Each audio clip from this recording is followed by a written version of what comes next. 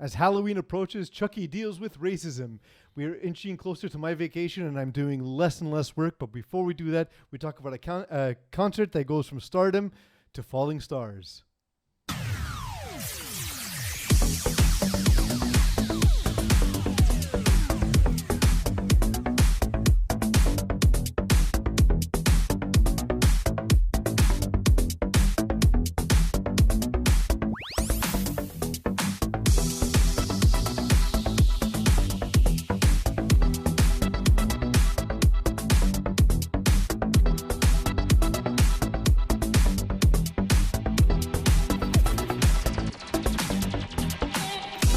Welcome, everyone. You're listening to, perhaps watching, Not Sauce for Work on the Hot Sauce Sports channel. I guess it's a network program. That's the word. The channel is a variety of places, including wherever you get your podcasts. And unlike your cable news, we're included in your bundle. There we go. And no premium streaming yet. So unlike HBO Max, where if you need to watch a single Sopranos prequel, you need to pay extra for. Joining me, if you are going to give us money, we'll take it though. That is true. That's Joining definite. me in my frustrations is, of course, Terry Tam. How's it going, Terry? Very good. I watched the trailer for this new Home Alone movie, and I wanted to blow my fucking brains out. Really? I actually didn't even watch the full trailer. I watched half of the trailer, and as soon as I saw it, first of all, the kid's British. Nothing against British people, but like... Well, they can be left alone. I mean, yeah, but the father is have Pete anyone. Holmes, the comedian. Oh, And then the porn star.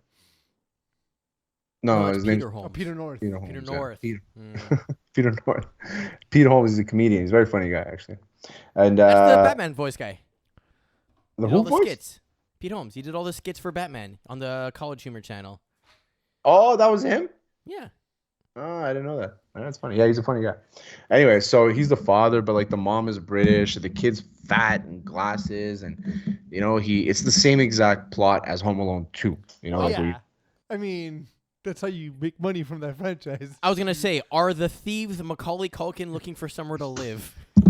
I didn't even That'd be get awesome. to that part. I didn't even watch it. He's like, as soon as he leaves like his room, his attic, he's like, am I home alone? Rah, rah, rah. And then he jumps on a trampoline on a medicine ball flat into the dirt, and I'm like, I can't even watch this. I can't. So I sent a tweet out, and I said, this is on my do not watch list. I would rather rip off my pubes one by one than watch this fucking movie. I'm never watching it. Well, Ever. you know what? If we had a razor blade as a sponsor, I would have been like, Terry, you don't need to, but clearly you have to rip off the pubes. That said, I've actually reached the point, and I know this is unpopular, I've stopped watching trailers because I find either they give me too much of the movie, and I've seen the parts before I go into watch the movie, which I don't enjoy, or it frames the movie often inaccurately as, oh my God, this is going to be awesome, or oh my God, this is going to be terrible, especially because the people who make the trailer are not the people who made the movie. That's a very good point. One of my favorite shows of all time is a show called Fringe, that for years the Awful commercial, the commercial played during football, and I refused to watch it because all those network TV shows during football all look like the show should just be called 2 Seasons Before Cancellation. Like that's what the name 100%. of the show should be. Scandal, Lucifer, Bob Hart's Abishola. What else? All those fucking shows. Whoever greenlit Stop that with show, by the fucking way. The Good Doctor. Oh, Good Doctor. Stop Fuck with you. Yeah. There was All Doogie these Howser. shows. All other doctors are bad. So we are at a point that we're getting all of this content. We talked about at the top. We talked about the reference to, of course, the new Sopranos movie. We talked last week about Squid Game, which I've since started watching, and I saw the Dave Chappelle comedy special on Netflix called The haven't seen it Closer. yet. You haven't seen it yet? Well, I want to My talk. girlfriend's not a big stand-up comedy person, so like it's hard for me to watch it. Speaking of which, Bill Burr tickets tomorrow. I'm telling you this on air. Whoever's listening, sorry you missed them. But Bill Burr tickets on sale tomorrow. Oh, What? sweet. Yeah. I'll send you the link later. Yeah. please Yes. do. I'm 100%. totally down for show outing. So Good as a So I'll bring it, and I want to talk a little bit about the themes in general, because it's once again, it's one of these things where I had planned to talk about it, and then the weekend unfolds, and all the things that, like, you know, the topics now become weaved into the entire tapestry of the show. The NFL does our job for us on a weekly basis. Thank you, NFL, for the drama. But we're going to get into, obviously, the Jon Gruden stuff. But before we do that, I just want to talk a little bit about the special. I know you haven't seen it yet. I'm critical of stand-up comedy. To me, it's incredibly hard to do. And there are so few that do it well. And so Dave Chappelle, to me, will always be one of the greats. He's been one of the people I've appreciated most. The chances he's taken with the TV show and so on. And his ability to narrate and tell a story, I find incredible. The thing is, with this special, I don't find it to be as funny as a lot of things we've seen before. While there are some absolute banger jokes in there, there's stuff that literally had me pausing it, so I had to laugh and go back to it. There's a couple of things. There's one thing he didn't do this time around, which was starting to get on my nerves. One of which was, I hate when comedians complain about how hard it is to do comedy today, because the best of you aren't complaining, right? So like that the job should always be hard if you're a comedian. If you're always supposed to be pushing towards the edge. We never heard George Carlin talk about how hard comedy is, right? We never heard Richard Pryor. What George Carlin did at the end of his career wasn't comedy, but go finish. I understand, but it to an extent, it's kind of that with Dave Chappelle too. That it's he wants to be considered, and I consider him to be more than just a comedian. And here in this episode, this one here, he does a lot of the trans stuff again, which I'm not saying it's impossible to tell jokes about a specific community. But I think there's a couple of things. One, you should recognize your power if you're more than a comedian and say, listen, you know, I need to also speak out against violence that happens to this group of people, which has increased drastically over the last year or so. And the next part of it is that for me, it was a lot of it where he was just defending the previous specials. It's not new material so much as defending your right to have said the material. And to be honest, more than anything else, I'm not saying Netflix pull it down. I'm not saying cancel Dave Chappelle. I'm not saying that at all. I'm saying it was just kind of boring. Like I made this explanation while talking to my brother. I said, who's the graphite Duke, by the way, responsible for all the graphics, and his new Raiders article as well. And who will be my co-host next week while you're out of town? 2 weeks, yeah. Wait, is he hosting the show, or are you going to take over? Because I don't trust him with the reins. Yeah, we shouldn't give Duke the hosting. No, I'm hosting. It's going to be a little different though. But the equivalence I made to him was, it's kind of like watching Jordan with the Wizards. You're still watching Jordan, but it's not Jordan with the Bulls. And that's kind of where I'm at now with Dave Chappelle. Is, to me, he's permanently found that place sort of like on Mount Rushmore of comedians for me. But when I'm seeing him now, it's just like, okay, it's fine. The world's better with more Dave Chappelle, but at the same time, I'm kind of worn out by the constant need to defend yourself, because you're either the I don't give a fuck guy, or you're the guy who has to defend yourself. You can't be both. So the thing about Dave Chappelle is that he's contracted by Netflix, right? So he has to put out specials. That's the problem. His last one. Yeah, so that's the problem with Netflix, is that you have to put out a certain amount of specials in a certain amount of time, or you don't get paid, or whatever their contract says. Chris Rock was the same thing. His first one was good. He made 2. The second one was pretty shit. And I think that he's like, at this point, I'm just gonna do it and do what I did on the George Floyd special that he did. Mm-hmm. And where he kind of he's become political because people politicized him because of the things that he says. He's a smart and insightful guy, and exactly. Yeah, we largely want to hear from smart people during difficult times. Yeah, exactly. He's a like sharp Daily Show, guy. for example, right? Yeah, he sees things out. He says things how they are. He sees things for what they are. I like Dave Chappelle's one of the best, man. He is Mount Rushmore. To me, Mount Rushmore is it's Dave Chappelle, Bill Burr. Wow, how am I drawing a blank on his name right now? I put Richard Pryor up there. The guy that Richard Pryor. Woo. Yeah. Pryor. Knowing your sensibilities, I'm like, it's weird if Pryor's not on this list. Richard Pryor and like Eddie Murphy. If not Eddie Murphy, then Louis C.K. Yeah. These are the guys for me. Like those are like Jeff those. Jeff Durham on that list? Who? Jeff Durham, Ahmed the Dead Terrorist guy. Don't actually have him on your list. Yeah, no. No, absolutely not. I would never put that guy on my list. I think he was a puppet comedian guy. He was. Yeah, he was Carrot famous Top doesn't do it for you? Props. He was famous for 5 minutes. Who? Carrot Top. Carrot Top was actually pretty funny though. There was one there, you know that thing you put it in the ground to hold Yeah. your dog, Mm-hmm. like to put your dog on a leash. It's kind of like a spiral, so you have to Yeah, dig yeah. it into the ground. And he has this one bit where he's like, yeah, I went shopping with my dog, and he pulled this thing out, and I showed it to my dog, and he got scared. He's like, dude, what are you scared for? This is for you. And he's like, what am I supposed to do? Put it in your ass? So I shoved it in my dog's ass. He's low key ripped, by the way. Have you seen him He's recently? on full steroids, Super full jacked. Yeah, steroids and full Botox. Yeah, of course. Why not? but yeah, You're there's a living in lot of Vegas. memes out there. I mean, Yeah, George Carlin too. Dane Great. Cook. Dane Cook had I was such a huge Dane Cook fan when he was first came out, I'm and then shocked. when he his brother stole his money, he stole some jokes. Like I was like, all right, whatever. But I still love the old Dane Cook. Like the Kool-Aid bit was amazing. The one Dane Cook's one of his best bits, so underrated, was when he was. It's a bit about being the flute guy in the old wars, where you're the guy that first you're just walking down, you're in the war, and you're just playing a flute, and then you're just getting shot while you're playing a flute. It's one of my funniest bits ever. I can't even lie. I actually had tickets to a show at the Bell Center, and I was like front row seats. So yeah. Naturally. So that you're. It's like Dane Cook is like one of those things like you can't. He's like Nickelback of comedy. You're not supposed to like him, but like he puts out good shit. You know, like. Yeah, he has his moments, and specifically his moment was 2004. It's exactly that time. Yeah, he was great. Absolutely. We're gonna get to the show now. We have a lot to talk about, of course. Huge week. You guys all know it's on the docket, so let's get to it. It's time for the news.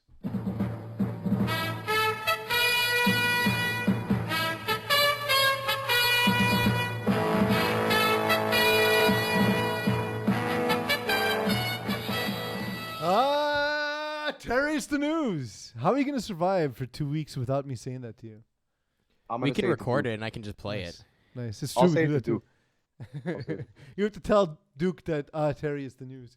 So the breaking story, of course, over the weekend was about Raiders head coach Jon Gruden, who has since stepped down. So I guess we can call him former Raiders head coach Jon Gruden. He stepped down after some comments about DeMaurice Smith surfaced, and then there were also other commentaries about him making homophobic slurs and so on. That information broke on Friday, but the details only came out, I believe it was late last night. What did he say about DeMaurice Smith? He referred to DeMaurice Smith as, first of all, dumbass Smith or something like that, and saying That's not that He had bad. big lips or something. he had Michelin tires for lips. Which is honestly, it's not that bad. So It's only It's bad. not It's good. only Okay, bad. wait. If the other stuff hadn't come out, it's not that bad. It's stupid. Is that, but so that's people are making the false equivalence, because one thing Dave Chappelle says in his special, by the way, is that he wishes that Black Lives Matter had the PR agent of the LGBTQ community, because they've gotten so much progress, but black people are still the ones at the bottom rung. And so like a lot of people are saying, well, but you weren't willing to fire Gruden when that happened, but now that there's gay people involved, now you're willing to fire him. That's not it.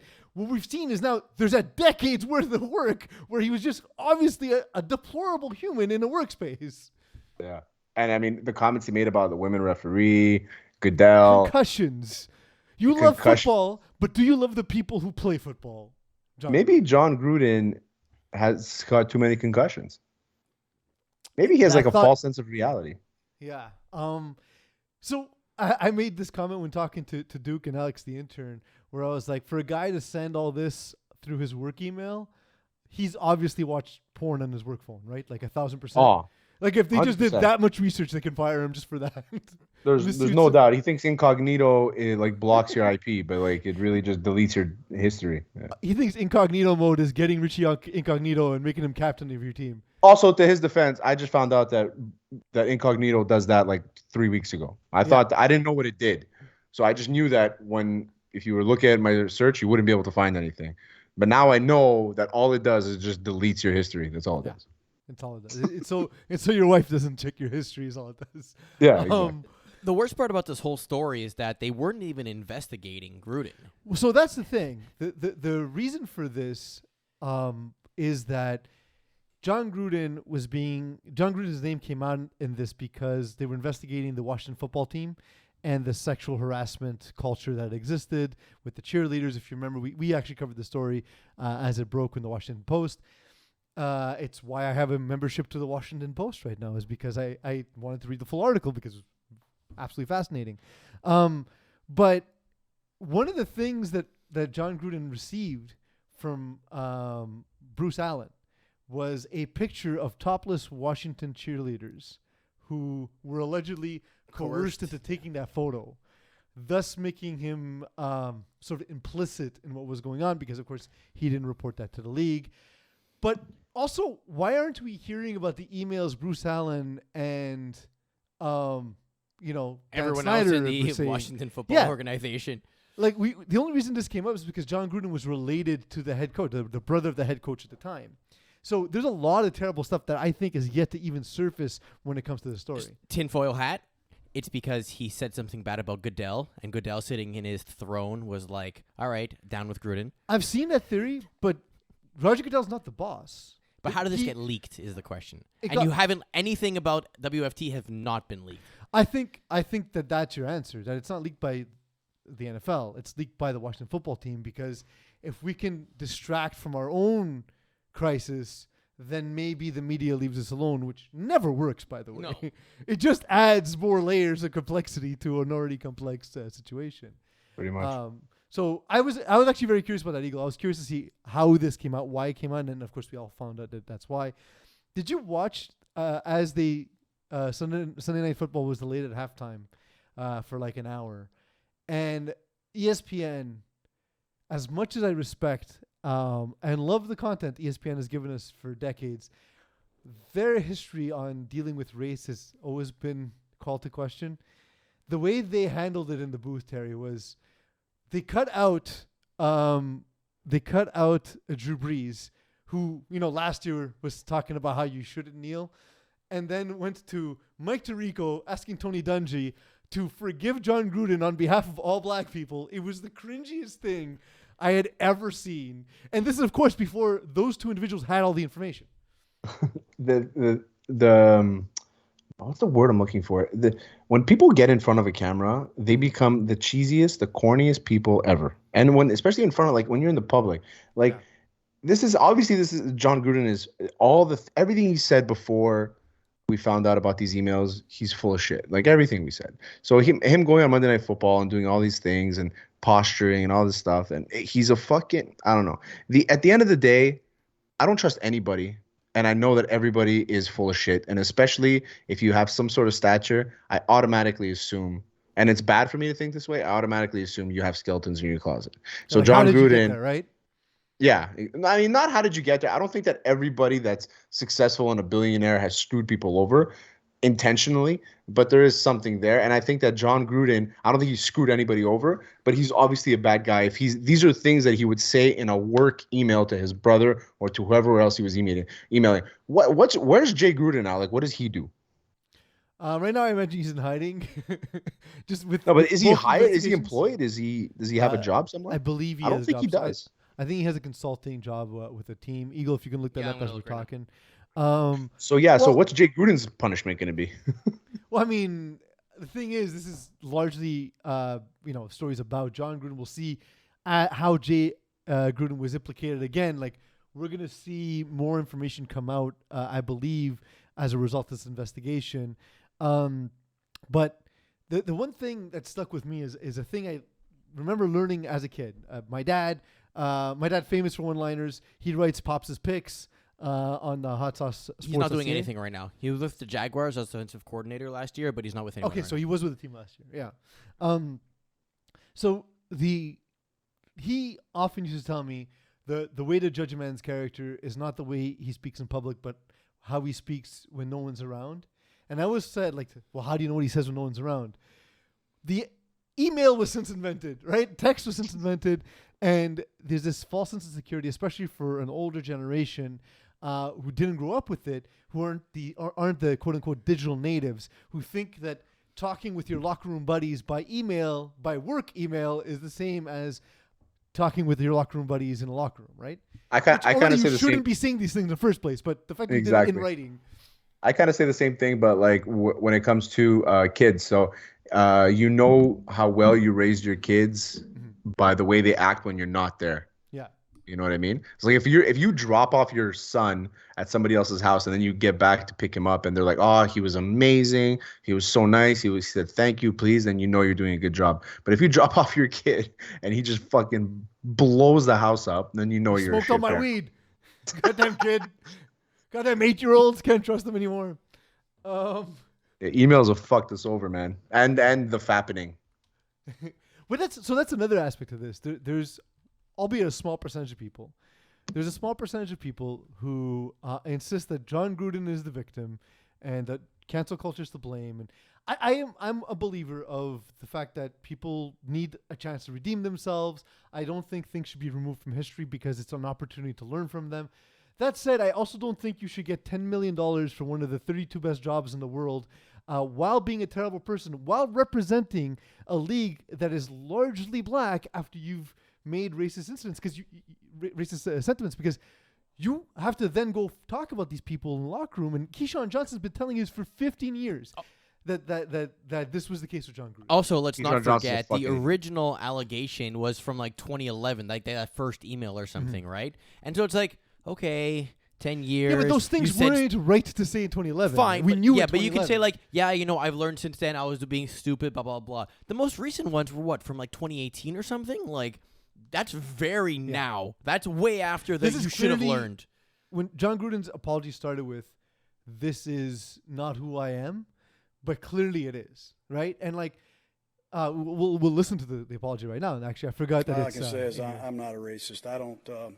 I can't tell you how sick I am. I apologize again to D. Smith, but I feel good about who I am and what I've done my entire life. And I apologize for the insensitive remarks. I had I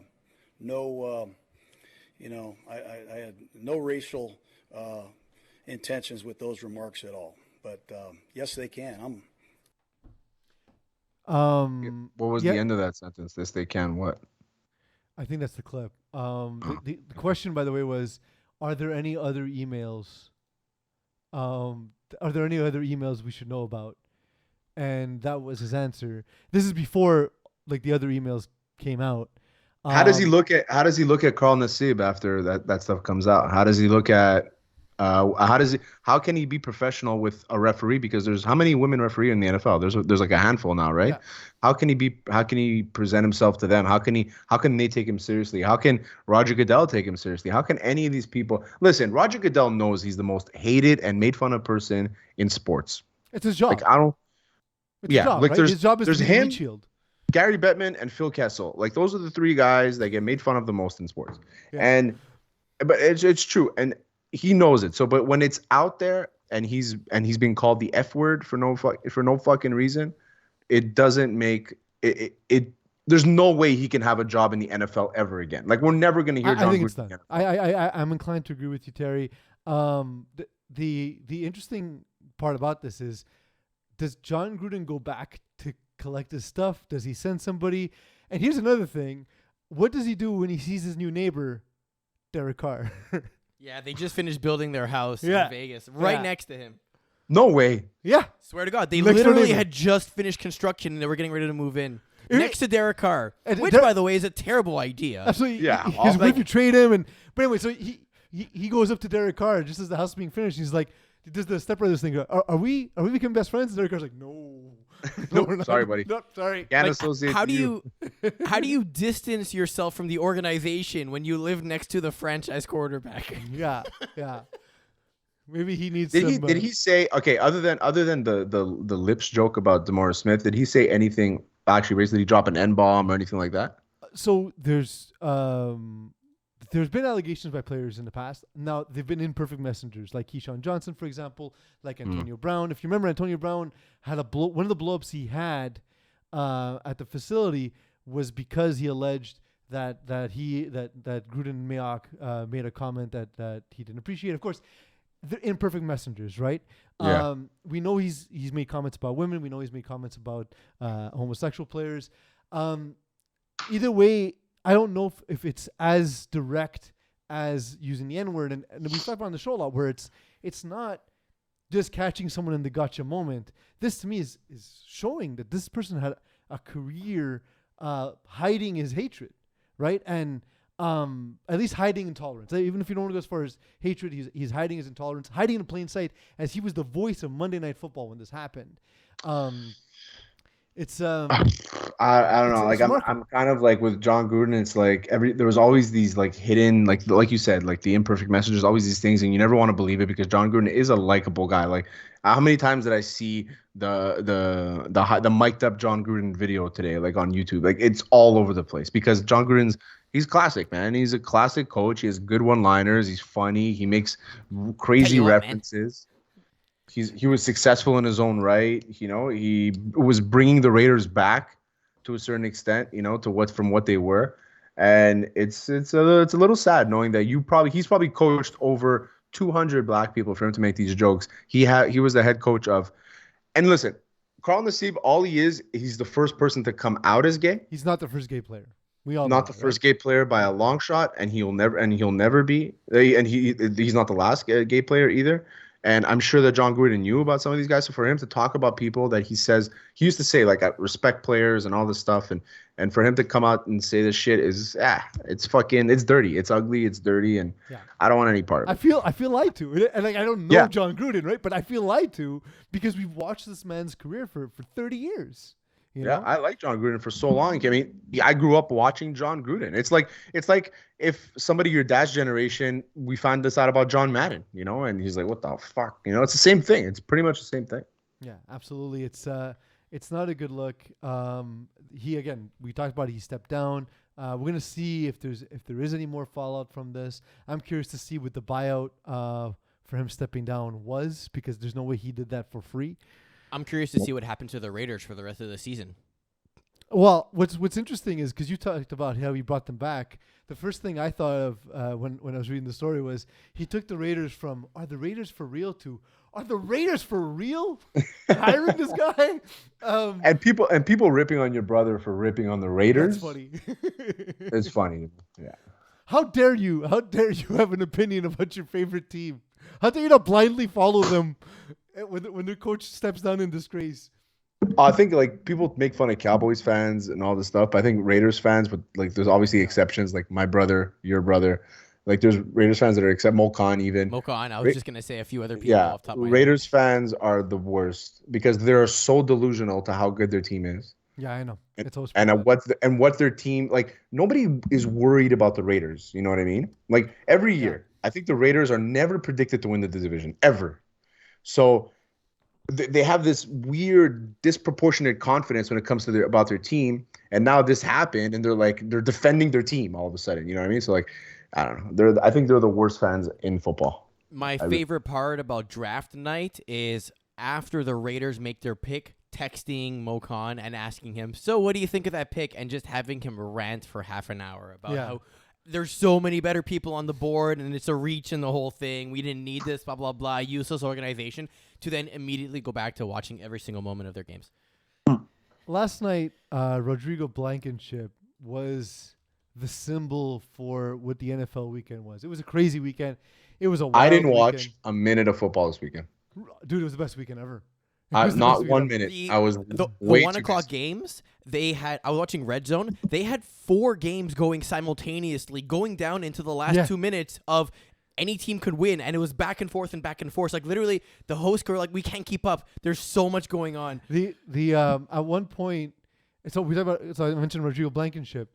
He missed a whole bunch of kicks because he had hurt his hip in the game, and then they had tried to have the punter kick, and that didn't work, and then he kicked the ball that was hit too low, and Calais Campbell blocked it, and then that leads to Lamar Jackson having this crazy 2 2-point converts by Mark Andrews to make the comeback and the whole that's thing. it. It was just a crazy turn of events. But before that, Eagles team, the Packers, saw Mason Crosby miss an extra point, missed 2 field goals that would have won the game, missed the first field goal attempt in overtime. Then the Bengals missed the field goal after Randy Bullock celebrated making the field goal that he missed.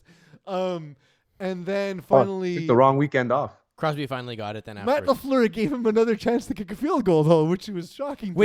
It was 4th and inches, too. Yeah. And apparently LaFleur's quoted 3rd and inches, by the way. Oh, They kicked no, it was on fourth. third. No, They it was kicked fourth. it on third because you don't. The announcers were saying how like you don't want to miss the snap on fourth down, and Oh yeah, which yeah, never yeah. happens. Also, So I'm not sure about that. I'm pretty sure Randall Cobb got it on third down to get them into field goal. Anyway. Apparently Lafleur walked over to Crosby and said, "You got this?" And he goes, "Yep, I got this." He's like, "All right, go kick it."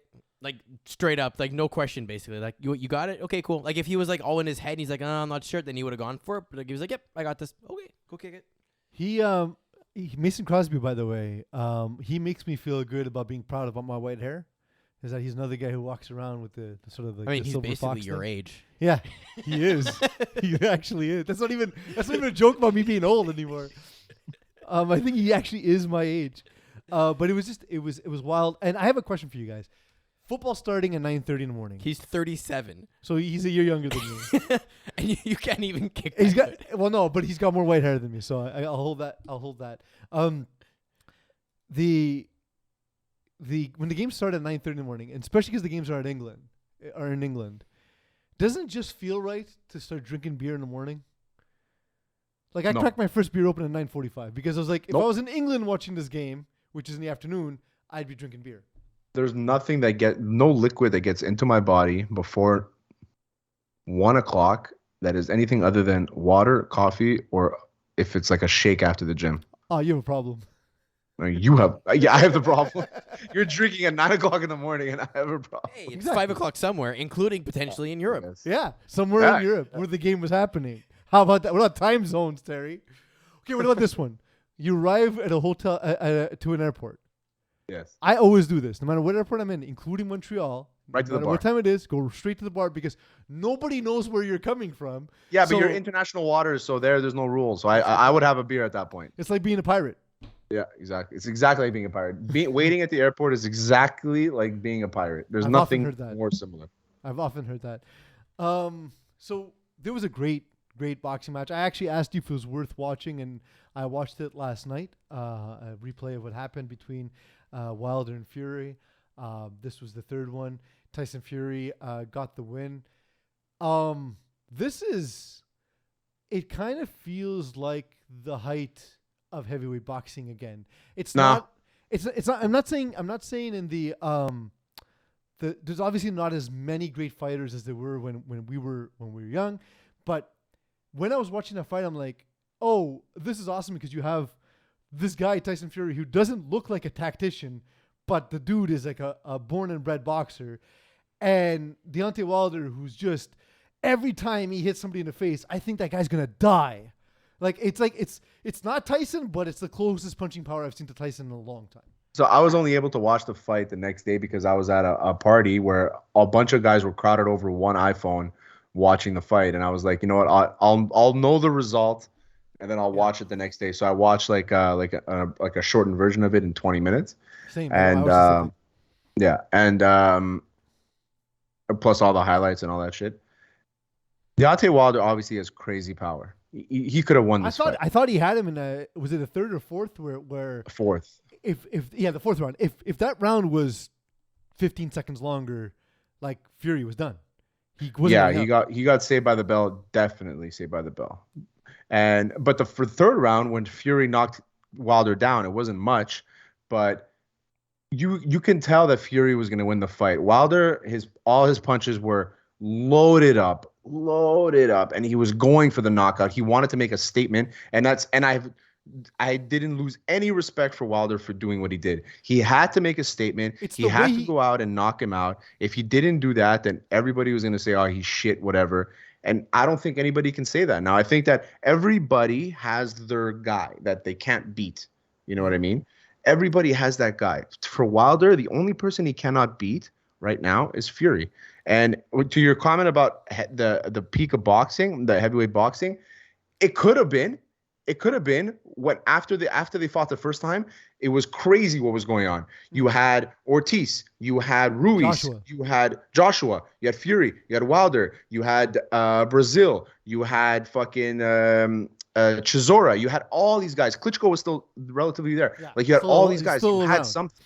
Yeah, you had something, and now everybody signed their contracts. Joshua lost a couple times. Wilder got KO'd. the draw. Now he got KO'd again. Ortiz But is old I as wasn't. fuck. Ruiz was fat. Like, it's gone. Like, the whole thing is gone, and I'll boxing agree. is back again to being shit. I'll agree that the division is not what it was, but I'm talking about this fight specifically. Sure. Yeah, It was a lot of hype. Yeah. So okay, it's not. I'm not saying it's Ali Foreman, but Oh, not even close.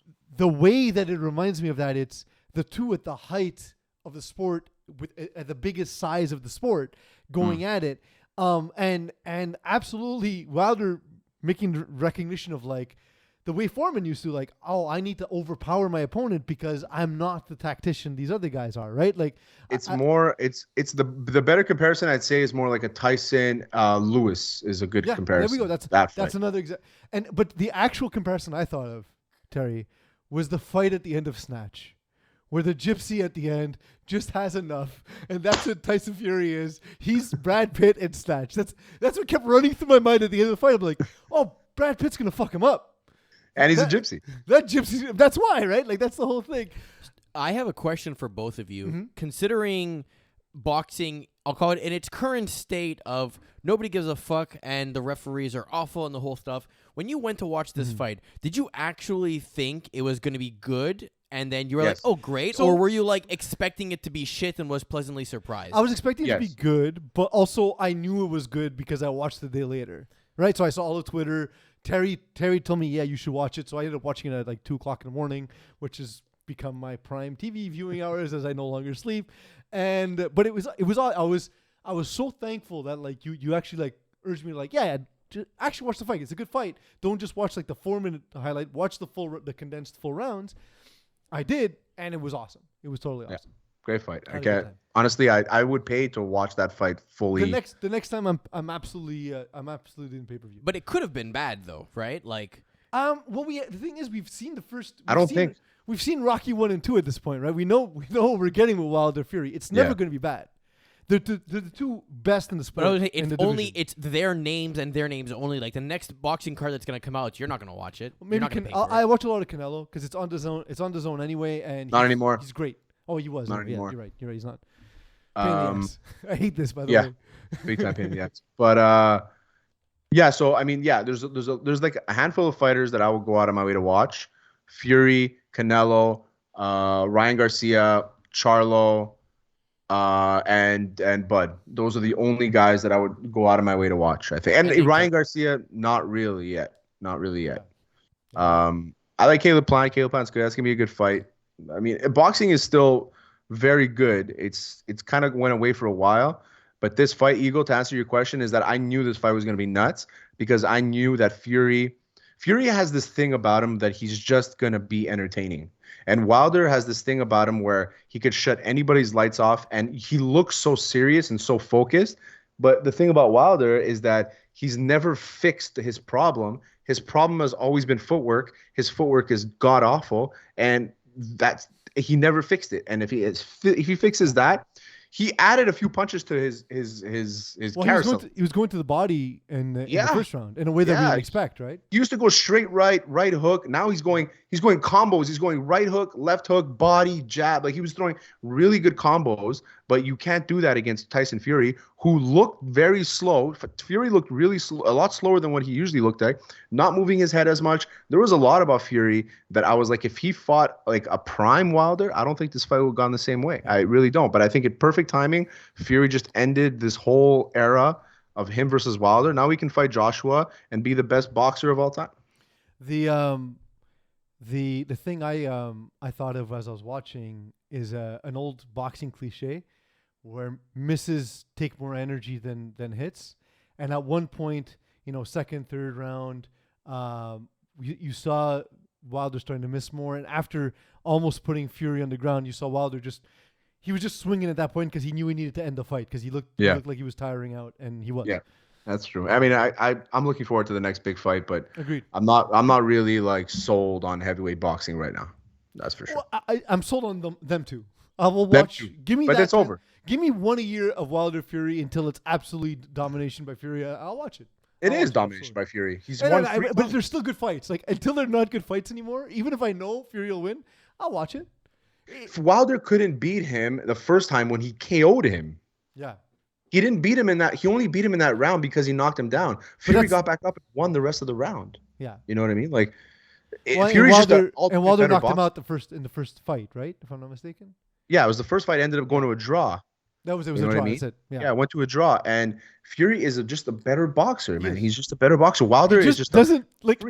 If I were to just show you the pictures and be like, one of these is a great power puncher and the other one is a great tactician, there's no way without knowing anything about the sport you would choose that Tyson Fury is the better tactician and Wilder is the better puncher, right? Like you would always assume that the guy who's super cut is the better tactician and the guy who's just big and burly is the puncher. Like Mike Tyson's punch out taught us that lesson. I see it differently. I see it as a guy who's big and burly, relies on his muscles. I see a guy who's a little chunky that needs his technique in order to make. Like if you look at all the guys, if you look at all like the point punchers, like the Diaz brothers, they're not like in great shape physically. They don't look like they're in great shape, but they hit 80% every single time. And if you look at Fury, but if you look at Foreman, if you look at Foreman listing like historically, the brawlers were the big punchers. Right? The brawlers, yeah, but exactly, but they're not. But they have that body type, like Foreman was never the most cut dude in the world. He was big and bulky and muscular, but he had a gut. He was. Yeah, but he wasn't really technical. He was a brawler. Like that's the what most I'm saying. Yeah, he's the guy who looked more like Fury. Yeah, right? Right. But the most technical guy back in the day was more of like Mike Tyson had great technique. And he was jacked to the fucking gills, you know what I mean? But like when I see a guy like Fury, I see him. This guy doesn't look like he has power. He just looks like he just knows how to box, right? He has good footwork. He moves a lot. He snaps his jabs, like he throws his wrist at you like that. And he's good. He just knows exactly what to do, and he's very accurate. Yeah. Nick Suzuki extends his contract 8 years, $63 million. We'll go through this quickly, Terry. As a Habs fan, I'm happy. I like Nick Suzuki. I think they signed him for an extended time at a decent value before his value really spikes. Oh yeah, big time. I don't think it's a terrible contract. I think it's a fantastic contract, and anybody who says otherwise can legit suck my balls. And we've had a couple of those guys, well, not those guys, but a few of their colleagues on the show. And there was one guy, I'm not going to name him, but he was on that radio station today. Elliot Price? Nope, he's not on that radio station. I know. And he was on that radio station today, and he was saying how this is the worst signing in Habs history because we don't know anything about Suzuki. This is what we know about Suzuki. He's won a gold medal in junior. He's coming off as the leading scorer for the Habs. The leading scorer. He's the number one center on the team. He's potentially, now that Weber is not retired, gonna be the next captain of this team. He has been compared to Anze Kopitar. He's been compared to Patrice Bergeron. And these are by people that have watched and coached these players. These players he's fun to watch. These players have made the same amount of money as Suzuki. So yes, maybe he's not making that money now, but when the cap goes up, this is going to be a steal. You think did people make this comparison? He stands to make under 10% of the total cap on average. Yeah. When the cap goes up. And like you compare that to the four big contracts in Toronto that each occupy close to like 16-17% of the cap, right? So like that's very different. Like we're looking at a guy who's gonna represent 10-12% of his team's cap. It's not bad. Yeah. And Price and he's expected to be the best player. Price has taken a leave of absence. He's in the NHL assistance program. So, we wish him all the best, but his money is coming off the books this year if he doesn't play. So that money is saved. We have the money to spend on Suzuki. Price is most likely going to retire. Weber is gone. Money is coming off the books. You're going to start to have to pay your players.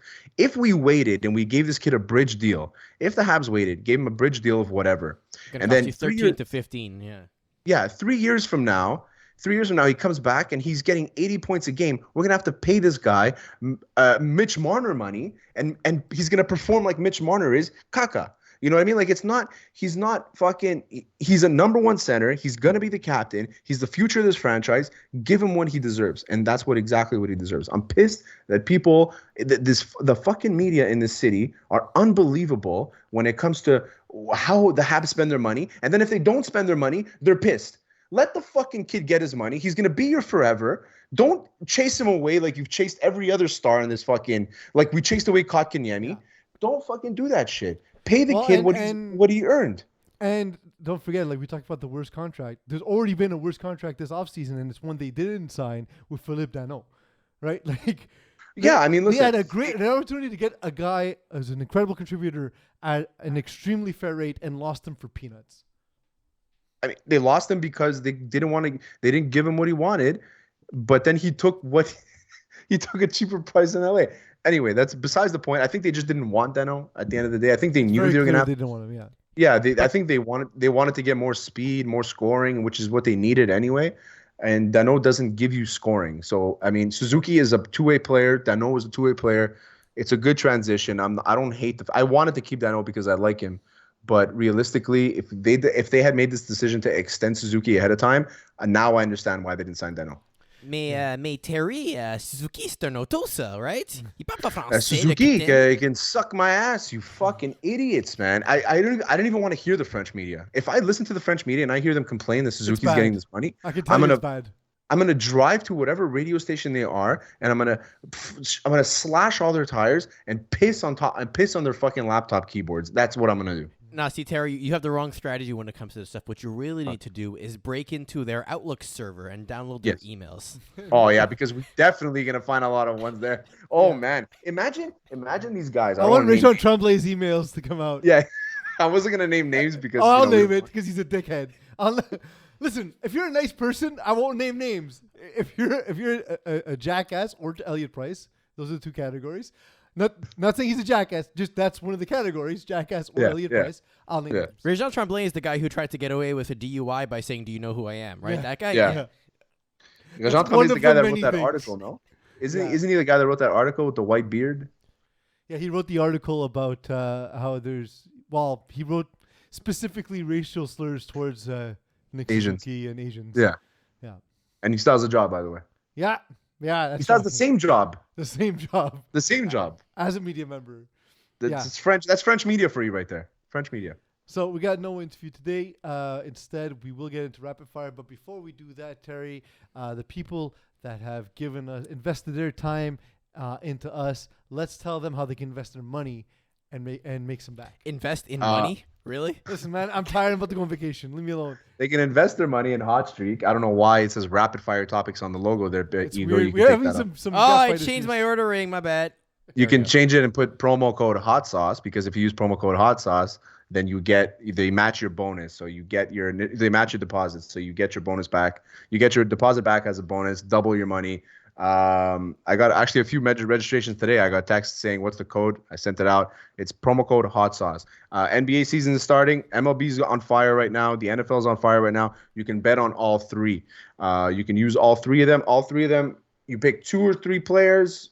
4 in the NFL, you can pick up to like 5, which I love. Yeah. And you go 5 players, you go streak mode, and you go bank, you go broke, and it's fun, man. Honestly, I like doing it. It keeps the games that you don't like those 4:00 games that you're not really gonna watch. Like 9:30 Dolphins Jacksonville Jaguars game this Sunday. There you go, exactly. Game. So for me, I don't give a shit about that game. I'll probably bet on Hot Streak on that game. It's not bad because I'll be at Lake Lanier. Probably go out, do some early morning fishing. Come back, watch the Dolphins, have a beer. It's allowed because there's morning football. Like 5 o'clock somewhere. 5 o'clock somewhere. Atlanta's probably a different area code. Yep. And there we go. We'll watch some football on the lake. But so I'm pumped. Hot Streak Fantasy, Hot Sauce, promo code. Get my bets in on the lake, man. I'm super excited for this. It'll be awesome. All right, boys. So let's get into rapid fire. First one for today. As my kneecap gently weeps. Detroit Lions head coach Dan Campbell got emotional at his press conference when talking about another very close loss. For context, they scored to tie the game up, got a 2-point conversion, and then had a field goal kicked on them, and they lost at the end. So this is his response. When you see your players give all that they have, and you lose that way, it's tough. You don't want that for them. So. But we'll be better for it, And there again, credit Minnesota, but we made the one mistake that cost us, and so ultimately, we didn't do enough to win, but I was proud of them, and I love the fight they have in them, and I love the grit. I love Dan Campbell. Okay, so I just realized this. Who would play Dan Campbell in his movie, in his life movie?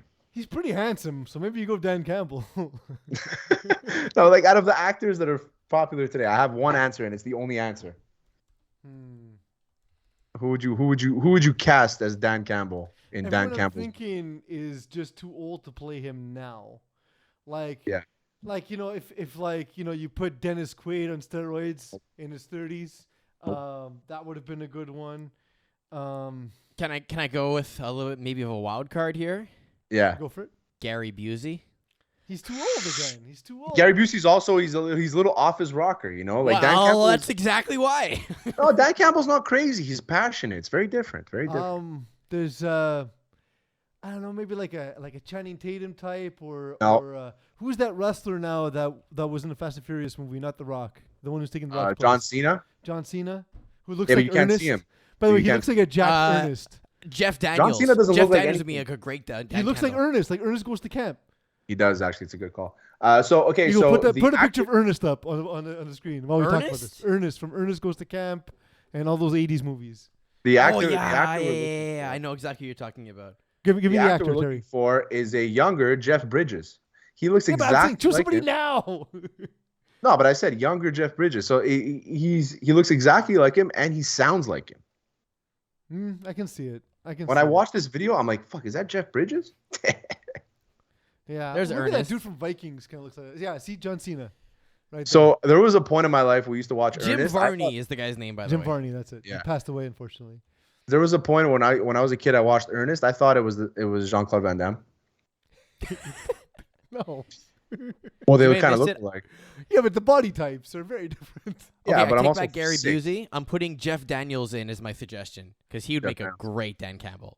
Jeff Yeah, Daniels. Jeff Daniels I would be mean, one. He's the only very- guy I can think of now recently who's got a similar look, although like I find actors now are more svelte and less like there's not a lot of Arnold Schwarzenegger types, like the just rockin' muscles. That dude from Vikings, the blonde dude Jason from Vikings. Momoa? No, No. Vikings. I don't know the name, but I know what you're talking about. Yeah. I'm scrolling and trying to find it and buying time. Alexander Ludwig was his name. Is it? Or He has Opie two first from names? Sons of Anarchy, who is also known as There you go. Fulton from D2. Yeah. Yeah, I like that one too. That's so a good one. he'd play him.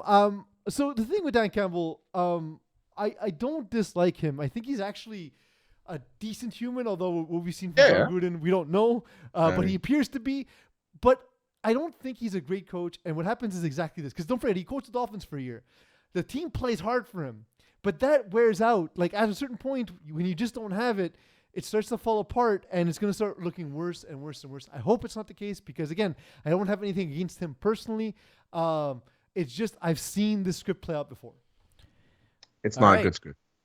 Ground ruled trouble. The Tampa Bay Rays fans were disappointed with a rule application that resulted in a ground rule double. We get to watch the clip here. Base. Diaz runs. Kiermaier sends a ball into right center field. That's trouble. And that one's off the base of the wall. Diaz coming around to score. Kiermaier to third. The Rays have taken the lead. But that's the rule, no? They're saying that's going to be a double.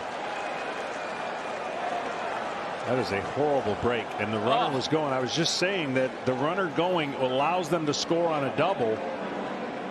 I think they might. They're going to take a look. That hit the top of the wall. But you can't score on a They're ground not rule only double. going to look at that. Wait. Isn't it umpire's more discretion detailed. as to where to place the base runner?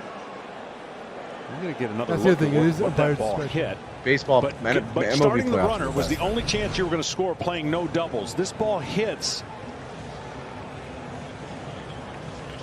I didn't Wow, see that where was it a hit. When ton it of hit. spin. It goes off Renfrew. It hits before the wall, down, and hits Wait a the minute, right wait. fielder and goes over the wall. So That's a home run. Nope. Apparently, that's a ground rule double. It is. Even So if- according to the rulebook, if the ball hits a fielder and unintentionally goes out of bounds, it is a ground rule double based on where the runners were during the pitch. So the runner at first can only advance to third, and then the guy at home it gets to second base essentially. It's baseball getting its own way. The rule is stupid. Ground rule double is, to me, let the run score. It's almost a home run. No. So I mean, listen, if the ball bounces in the outfield and bounces out, that's a ground rule double.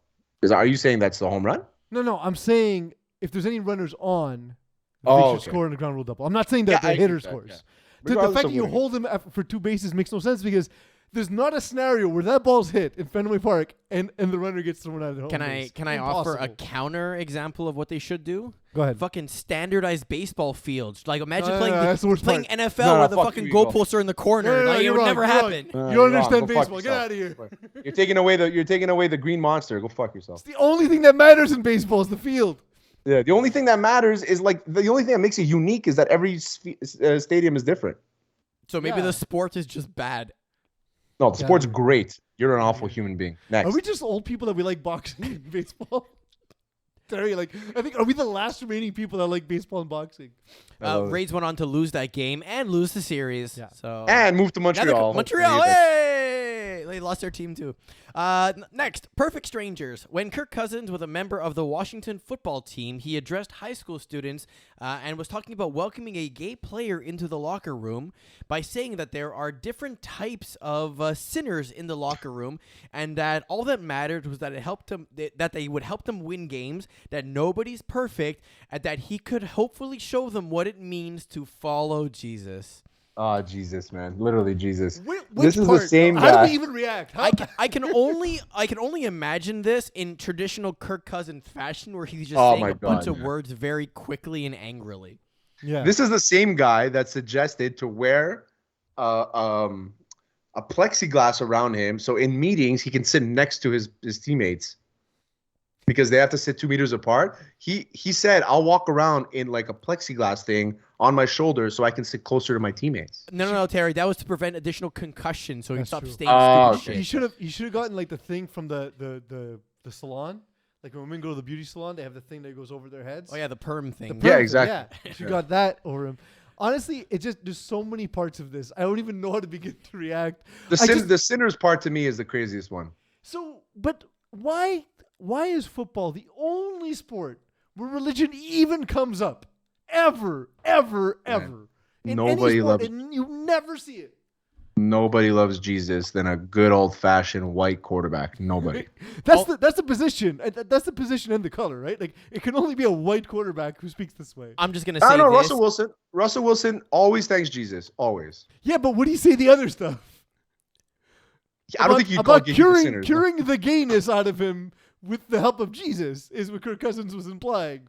So here's an alternate universe. If Kirk Cousins was the owner of the Las Vegas Raiders, their statement would have been, listen, we have a lot of sinners in the locker room, including Jon Gruden, as long as he does what it takes to help us win games. Listen, if I have to get rid of Jon Gruden, I have to get rid of Carl Nassib too. That's what he's going to say. Yeah. He's like, listen, if Jon Gruden is leaving because of his sins, then we can't really accept Carl Nassib. Sins all over the NFL. Yeah, I mean, listen. Fornicators. All right. Bible humpers. I love that the ending word of on the story was fornicators. To another sad story, if I want to call it that, the cost of winning. Carey Price has opted to be placed on leave and is now reporting into the NHL's player assistance program. For reports, apparently, that it's because of mental health issues, according to his former goalie coach, Stéphane Waite, and it has nothing to do with a drug issue, which many of us did suspect potentially either painkillers or opioids of some sort. So all the best. Or some of the recreational drugs that's been linked to Carey Price in the past as well. So first off, all the best to him. Mm-hmm. I don't think, this is my personal opinion, I don't think he would have been able to do this if Jonathan Drouin didn't do it last season. Kind of set the precedent, especially in Montreal, like out of all places. Like you're a star player and you disappear for mental health. And look at how Drouin was trampled for quote unquote weakness by some of our media colleagues. Not anyone we had on the show, by the way. To our credit, we've seem to have allied ourselves with very tolerant human beings. But by choice, for that matter. Yes, also by choice. But definitely on the French side of the media, we saw a lot of Drouin getting dragged because of the name, the lineage, the fact that, he was quote unquote. The fact that we played one game without a French player, fuck it. Yeah. It's you know what I mean? I'm happy we reached a point in professional sports where we're recognizing that there's a mental health toll, and I'm proud to see someone as gifted as Carey Price go out and get the help he needs. I knew it was because of mental health issues. I mean, the reason why he was linked to weed and all that stuff was because he was going through mental stuff. Like, that's why he took him, right? Yeah. So the fact that he's going on his own and he's going to the program, and the fact that the NHL has this program is great. I never really ripped on Dwayne for leaving. I always hated on him for always asking for trades everywhere he went, from when he was a kid up until the pros. But him taking a leave of absence, even the same thing with Kyrie. Like, we can make fun of Kyrie all we want, but at the end of the day, if he wants to take a day off of work because to take care of himself, that's okay. Do it. You know what I mean? Yeah, if and your boss is okay with it, then what can we say? And people say that Dwayne's weak for doing that. Those are the They idiots. did. Because if They he was did. weak, he would have come back during the run, the playoff run. Yeah. If he was a selfish player. If Dwayne was really as selfish as people, including myself, have called him, but not I didn't call him selfish because of this. But if people had called him selfish, were calling him selfish, if that was true, he would have come back in the middle of the run and tried to take all the glory. But he didn't. He took care of himself, and now he's back. Honestly, it got so gross at one point it almost made me delete Twitter from my phone, which I need to do the job that we do here. So I didn't, but it was, I had to like not look at it for a couple of days because it just felt icky. With Carey Price though, and you know, obviously we talked about sort of the real life aspect of this, but given what we saw with Tampa Bay and Kucherov, given that Carey Price is likely going to be off the books for the year, would it be interesting if he came in completely fresh for the playoffs, should Montreal make the playoffs this time around, given that we know there's that loophole that you don't have to be cap compliant during the playoffs? Listen, all the best to Pricey. Like, it's not, again, it's not the point of the story. It's a side note that I thought of. Yeah, no, it's valid. Before we move on to this topic, I actually watched the press conference live where Marc Bergevin was giving the updates. I really appreciated the moment where one of the Montreal reporters, Eric Endels, asked him, like, okay, forget as a GM and like a player, like, what about your relationship as the person? Like, what does it mean to you, essentially? And he basically couldn't answer the question because he broke down in tears. You know, like, I don't think there's very many general managers that would actually be what I would call almost like a player's GM, like understand the grind of that and celebrate as much as Bergevin did during for example, the playoffs and the whole Stanley Cup run, and now be as emotional when it comes to his team and his players. Bergevin and Dan Campbell. That's it. Next, the Iceman speaks. Former UFC star Chuck Liddell has made a statement regarding being a victim of domestic abuse. So this past weekend, he was arrested at his home. The statement has basically come out saying that he was a victim.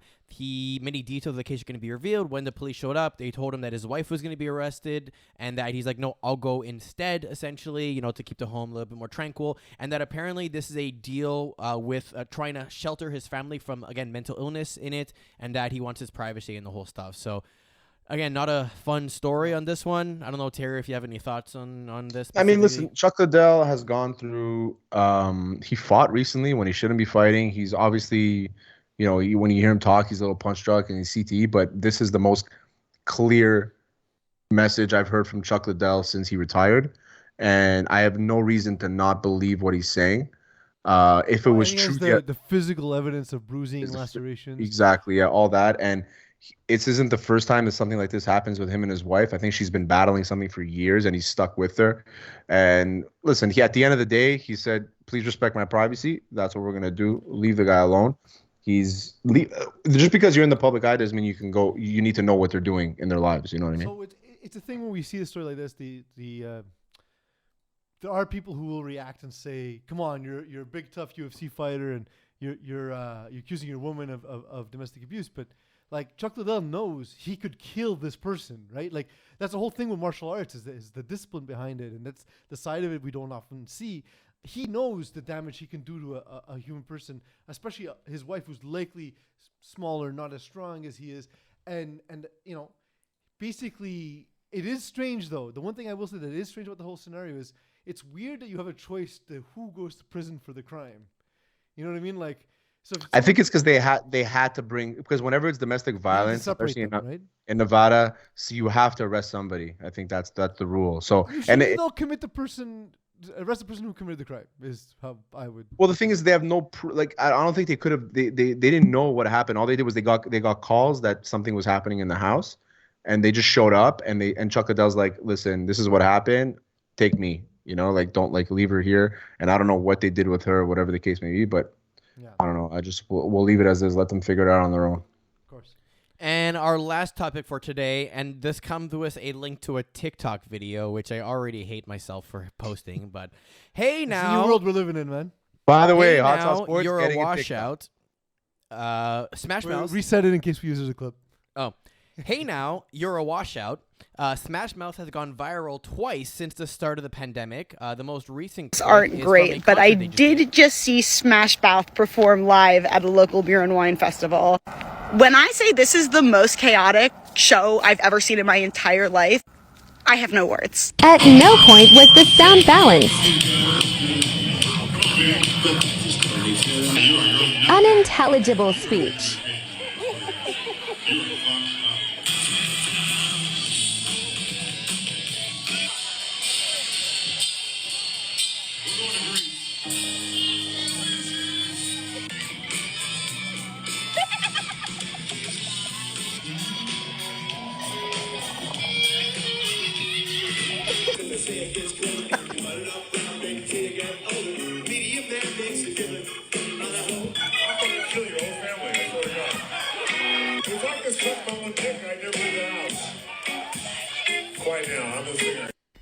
Okay, I know the ethics of this. Apparently, he has now left the band, specifically citing health reasons. And when he says health reasons, I would imagine it's alcoholism. It's related to his heart issue, which kept him from performing, and which was why at one point the band was accused of using a fake Steve Harwell. And it's a really bizarre story. I'm pretty sure if you have heart issues and have just returned to work, you shouldn't be smashing a whole bunch of beers at a concert. At a Beers beer are and wine generally festival. bad for your heart. But also, don't go to a beer and wine festival. It's literally the worst place, right? Maybe choose your gigs a little better. The thing I was surprised with was there's that many people there to hear one song that Smash Mouth came out with. It's very like impressive. okay, they're like, oh, all these problems with the sound, okay, but like it lasted for like 3.5 minutes. Like, what did you do the rest of the time? Yeah, there's that many problems during 3 minutes. Oh, Terry, thank you for everything you've done, and thanks for holding it down for me. Thank you in advance, as I'll be gone for 2 weeks. Eagle, thank you for all the work you've done today. We actually had you working a lot during the show today, so thank you for all that you've done. I always do it. It's just very unnoticeable most of the time. That's fair. This time was more noticeable to the viewer and listener. To the people who have liked us, subscribed to us, done all that good stuff, rated and reviewed, thank you for all of that. And I want to thank those of you who will go on to like, to subscribe, to rate, to review.